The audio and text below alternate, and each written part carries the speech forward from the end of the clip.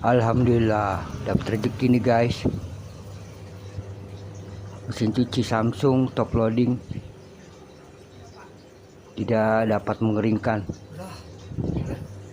Sekarang sudah kembali normal. Ternyata motor drainnya yang rusak dikarenakan tidak dapat menarik tuas pembuangan air. Semoga bermanfaat.